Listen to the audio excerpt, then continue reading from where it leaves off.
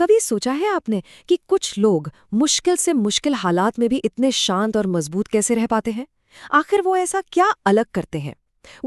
आज हम एमी मोरिन की एक जबरदस्त किताब 13 things mentally strong people don't do में बताई गई उन आदतों को जानेंगे जो सच में किसी की भी जिंदगी बदल सकती हैं। तो सबसे पहले एक बात साफ कर लेते हैं। मानसिक शक्ति का मतलब कोई सुपरमैन बनना या अपनी भावनाओं को दबा देना बिल्कुल नहीं है। इसका असली मतलब है ऐसी आदतें बनाना जो हमें जिंदगी के उतार चढ़ाव से लड़ने में मदद करें।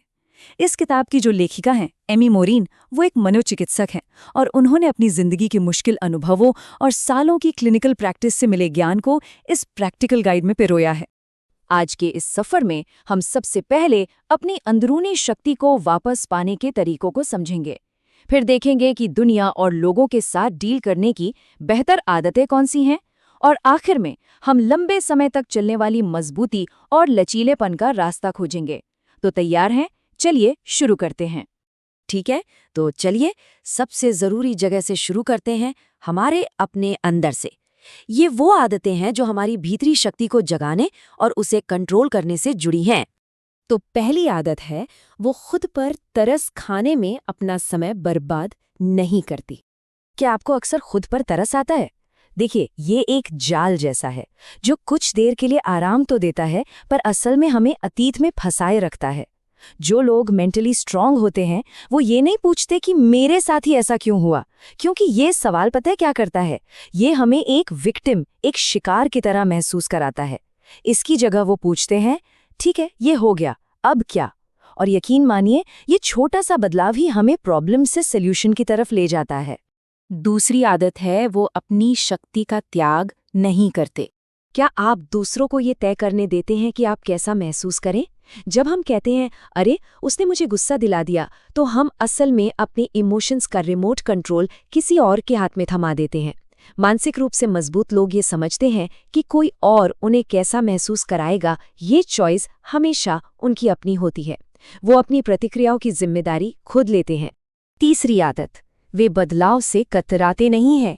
बदलाव, हाँ, डरावना हो सकता है, लेकिन सच तो ये है कि विकास का यही एकमात्र रास्ता है। तो क्या बदलाव को अपनाने के लिए तैयार हैं? एमी मोरिन कहती हैं कि बदलाव को अपनाने के 5 चरण होते हैं। मान लीजिए कोई स्मोकिंग छोड़ना चाहता है। पहले वो सिर्फ सोचता है, यानी पूर्व विचार, फिर गंभीरता से विचार करता है, यानी चिंतन, फिर प्लान बनाता है, यानी तैयारी, फिर उसे छोड़ देता है, यानी कार्रवाई, और फिर इसे जारी रखता है, यानी रख रखाव। मजबूत लोग इस पूरी प्रक्रिया को समझते हैं और इसे अपनाते हैं। चौथी आदत है, वो उन चीजों पर अपनी ऊर्जा बर्बाद नहीं करते जिन पर उनका कोई कंट्रोल नहीं होता। क्या आप भी उन चीजों पर चिंता करके अपनी एनर्जी बर्बाद करते हैं जिन्हें आप बदल ही नहीं सकते, जैसे कि ट्रैफिक, मौसम या दूसरे लोगों का बर्ताव? यहीं पर स्टोइक फिलॉसफी की सदियों पुरानी समझ काम आती है, जो कहती है, सिर्फ उस पर ध्यान दो जो तुम्हारे बस में है। मानसिक रूप से मजबूत लोग अपनी कीमती ऊर्जा सिर्फ अपने प्रयासों पर, अपने रवैये पर और अपनी तैयारियों पर लगाते हैं। तो अब जब हमने अपनी भीतरी दुनिया को मजबूत कर लिया है, तो चलिए अब देखते हैं कि हम बाहरी दुनिया के साथ बेहतर ढंग से कैसे जुड़ सकते हैं। आदत नंबर 5, उन्हें सबको खुश करने की कोई चिंता नहीं होती। ईमानदारी से बताइए, क्या आप एक पीपल प्लीजर हैं, मतलब सबको खुश रखने वाले? ये जो आदत है ना, ये हमारी मेंटल स्ट्रेंथ को दीमक की तरह खा जाती है। हम ना कहने से डरते हैं और अपनी ही ज़रूरतों को नज़रअंदाज कर देते हैं। लेकिन जो मेंटली स्ट्रांग लोग होते हैं, वो इस सच को समझते हैं कि पसंद किए जाने से ज़्यादा ज़रूरी है सम्मान पाना। और सम्मान मिलता है ऑथेंटिक होने से, अपनी बात रखने से, ना कि हर किसी की हाँ में हाँ मिलाने से। छठी आदत, वे सोच समझकर जोखिम उठाने से डरते नहीं हैं। जिंदगी की बेहतरीन चीजें अक्सर एक जोखिम के उस पार ही होती हैं। तो क्या आप वो छलांग लगाने से डरते हैं? देखिए, यहाँ बात बिना सोचे समझे कूदने की नहीं हो रही है। मानसिक रूप से मजबूत लोग जोखिम का विश्लेषण करते हैं। वो फायदे और नुकसान को तौलते हैं, अपनी भावनाओं को समझते हैं और फिर एक सोचा समझा, एक कैलकुलेटेड फैसला लेते हैं।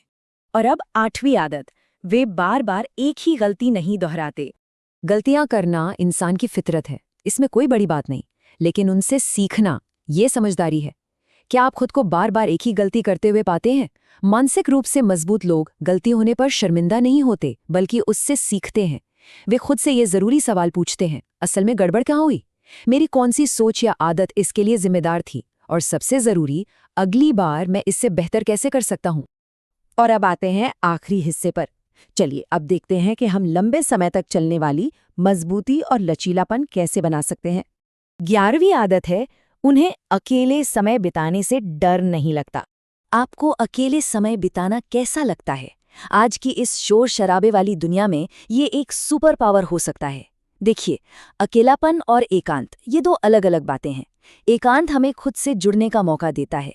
ये वो कीमती समय है जब हम गहरी सोच में डूब सकते हैं, अपनी भावनाओं को समझ सकते हैं और ये जान सकते हैं कि हमारे लिए असल में क्या मायने रखता है।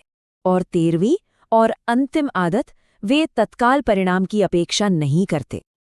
आज की दुनिया में ना हमें सब कुछ तुरंत चाहिए, लेकिन असली विकास में दोस्त समय लगता है।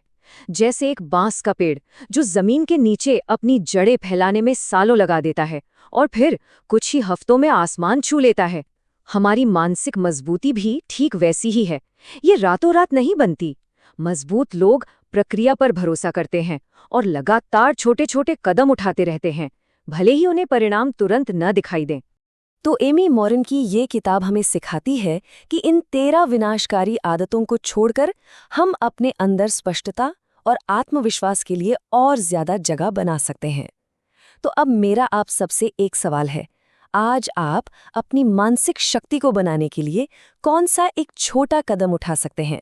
और ये हमें इस किताब के सबसे ज़रूरी सबक पर लाता है कि मानसिक शक्ति परफेक्ट होने के बारे में नहीं है, ये लगातार अभ्यास करने के बारे में है। हर दिन, बस थोड़ा थोड़ा। उम्मीद है इस विश्लेषण से आपको कुछ नया सीखने को मिला होगा। नीचे कमेंट्स में ज़रूर बताइएगा कि आप कौन सी एक आदत पर सबसे पहले काम करना शुरू करेंगे। और ऐसे ही और ज्ञानवर्धक विश्लेषणों के लिए हमारे साथ जुड़े रहिए।